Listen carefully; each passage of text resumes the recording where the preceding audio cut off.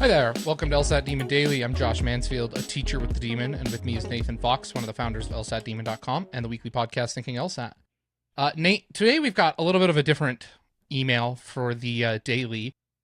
We had a question from Demon team member Brandon, who wanted us to talk about trap answers. And he wrote in talking a little bit about that, and him and our other teacher Zoe actually had what seemed on face a little bit conflicting opinions about trap answers. So I've included both of their thoughts. I thought we could read those, and then let's talk and see kind of what you think about trap answers. Yeah, so Brandon says, I've been noticing students talking about trap answers a lot lately. I teach that all four answers are equally wrong. When students say to me that it was a trap answer, I hear it as the LSAT is hard, which of course we try to teach people that the LSAT is easy. We wrote a book about it. We really do believe that if you just read more carefully, the LSAT you'll see that it's actually easy. Anyway, here's what Demon teacher Zoe said back. She said, I use the term trap answers in my classes to describe answer choices that are easy to fall into despite being obviously wrong. I find students are too dismissive when they fall for the most commonly picked wrong answer, so I describe the test writers preying on students who are rushing the passage and picking an answer choice that resembles a right answer. We don't work off of resemblance, we work off of certainty. Yeah, I guess I lean more into Brandon's camp here than I do Zoe, because I want to make it clear to everybody that there are four wrong answers and one right answer. And it's not like, oh yeah, that one is second best. If the correct answer weren't there, then you would be able to pick this one. No, that one is still wrong. Almost always. I mean, there are rare circumstances where, they say which one of the following most strengthens the argument. And there's one that like barely strengthens it in a very shitty way. And then there's one that really strengthens it a lot. That happens sometimes. Same thing can happen on a weekend question, I suppose. But it's, in general, it is not a test of second bests. There are not two good answers. There's one right answer and four wrong answers. That said, I, like Zoe, I will point out, I think maybe the better way to put it is not that this is a trap answer, but instead say something along the lines of, this answer traps a lot of students because, because no, there are questions that are sort of, or there are wrong answers that are sort of craftily written to be definitely wrong. Yes. But not, as Zoe says, obviously wrong. I think she chose a poor word there. I think she should have said wrong, provably definitely wrong. Yeah. But they're not so obviously wrong. That's why people get trapped by them. Sure. There are answers that confuse sufficient for necessary in interesting ways, right? There is a difference between if and only if. There's also a difference between only and only if. And if you're not doing the close reading, then yeah, that answer looks like a trap answer. It is there to trap people who aren't reading every word, who aren't actually thinking it all through. So I guess I see both perspectives. What do you think about it? Yeah. When I think of a trap answer, as Zoe refers to, I think of an answer that starts off sounding really nice, or has a lot of elements that are very similar to the correct answer, but to your point, are still provably wrong. One example that I see that I most frequently think of as being the answer that traps students is, to your point about sufficient and necessary, just on a flaw question. When it asks you what's the flaw that's being committed, and answer choice A will say it takes something that's necessary as something that's guaranteed, when in actuality it's the opposite relationship, right? The flaw is confusing sufficient for necessary, not confusing necessary for sufficient. That confusion is one that they are relying on students to read it, not really understand the logic, and to just, maybe diagram or say, oh, well, this is a sufficient for necessary confusion, and go in without really understanding what the answer choices mean. Even that example, though, you're going to have gotten that one right far more often than you're going to have gotten it wrong. I Oh, mean, they sure. usually Yes. don't. Yes. The difference between necessary and sufficient, and the difference between necessary and, sufficient and necessary, or the difference between necessary and sufficient, extremely rarely will they actually test that difference. Sure. Sure. Mostly, if you noticed that they committed the LSAT's most common flaw of fucking up necessary and sufficient, you've already done the work to get that one right. On a Sure. really hard question, if it's number 24, and yeah, it could be there to differentiate the 178s from the 179s, but you still won't miss the question if you read all 5 answers. Correct. And that's for somebody who reads all 5 answer choices and reads them with a level of attention that they read the passage. I don't think trap answers are going to be a problem for you. I also see cases, the students who tend to miss those, oftentimes I see even in my classes where students will do a really nice job reading the passage, and then they'll get to the answer choices and they won't stop and think about the answer choices as they're going. They'll just read answer choices without stopping and engaging. They'll say, oh, maybe move on to the next one. Oh, maybe move on to the next. Yeah. They have 3 that are open now. Right.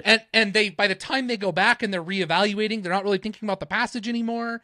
And they have one that talks about elements of the passage and it uses the language of the passage and it just looks really nice, but they didn't ever critically read those answer choices.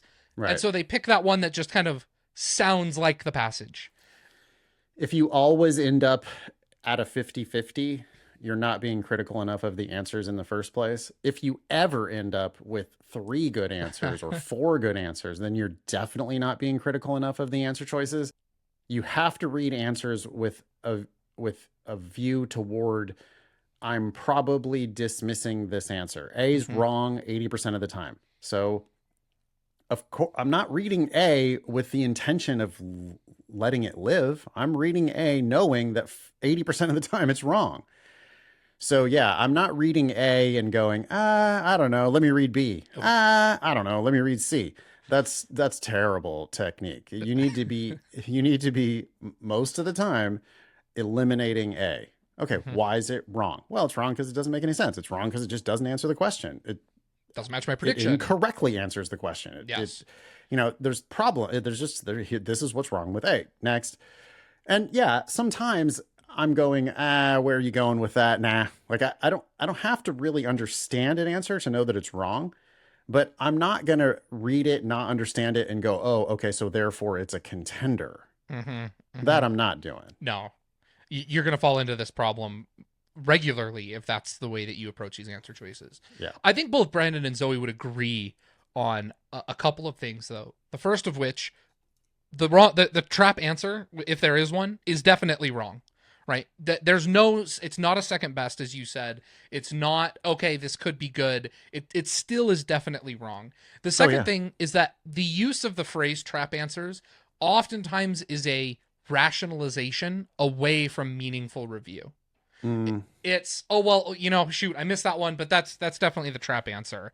It's there to trick me, and then they move on, and they're almost like, oh, so that's good. Right. I picked the trap answer. It's a tricky test. The LSAT's difficult. Exactly. No, you picked an answer that just doesn't answer the question. Here's why it's wrong.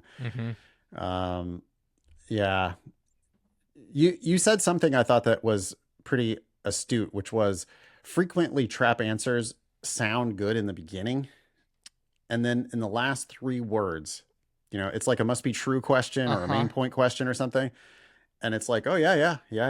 And then at the very end of the answer, oops, they just add in something different, something extra, something new. And that then makes it conclusively wrong. Main point on RC. Yeah, all the time. Exactly. That's what I'm thinking. Main 4 point on lines. RC. And then the last line is like, psych, that wasn't actually in the passage. That wasn't in the passage at all. Yeah. Yeah.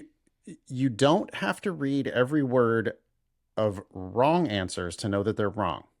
But you do have to read every word of right answers to know that they're right. And so sometimes you think you fell for a trap when what you actually did was you just didn't really read all of that answer. Not only that, but it took 2 mistakes to miss that question. So it's not so simple as just falling into traps, because you also didn't pick the one that's there on the page that actually did answer the question. So if you're reading all 5 answers, you shouldn't have that problem of like falling into traps a lot. Sometimes you're going to narrow it down to two, or, sometimes. So for me, by the way, almost never have I read all 5 and now I'm going back and forth between 2 answers because I'm going to do that process sooner. Right. I thought B Yes. was the answer. I killed A. I thought B looked good. I killed C. Then I get to D and I go, uh-oh, this also looks correct. Well, then now they have a death match, right? Mm-hmm. Fight to the death. Yes. Is it B or D? Because I'm not leaving 2 of these answers open. Yes. I'm not reading E until I have killed either B or D. So we have that fight at that point, and then you end up maybe getting rid of what some people would call trap answers, but you're not going to fall into that trap again if you actually read all 5. Mm-hmm. And then once you eliminate E, so you decided D won, B died in the death match, you eliminate eliminate E, and all you have left is D. Please, for the love, do not go back and reopen answer choices. Do not.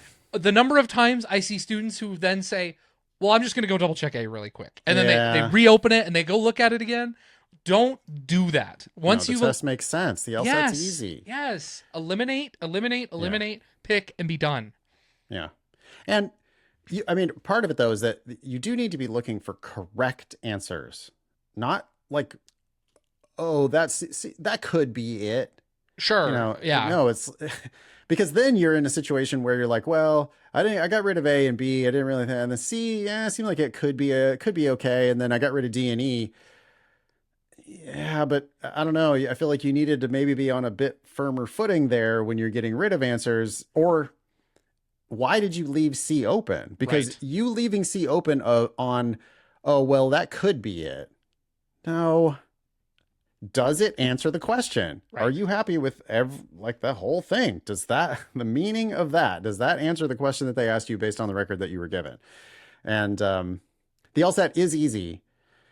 I agree with Brandon that there's one right answer and there are 4 wrong answers. I also agree with Zoe that, especially if you're reading it kind of superficially, there are certain answers that if you missed it, you probably picked C, and here's why you missed it, because you misread it in this way. That is also true. But it's just not a test of like, I don't think there's any benefit to be gained from thinking that the LSAT is tricky. Right. It is easy. Yeah. It is straightforward. It makes sense if you take the time to make sense of it. And that's the lesson you need to teach yourself. And I hope, Brandon, Zoe, Josh, I hope that that's the lesson that you're teaching all of your students is, hey, this thing's easy if you take time enough to let it be easy. Love it. Should we wrap it up there? Yeah. Thanks, Brandon and Zoe, for sharing your thoughts. Email daily@lsatnema.com if you'd like to ask us a question or share some LSAT or law school admissions news. Thanks for listening.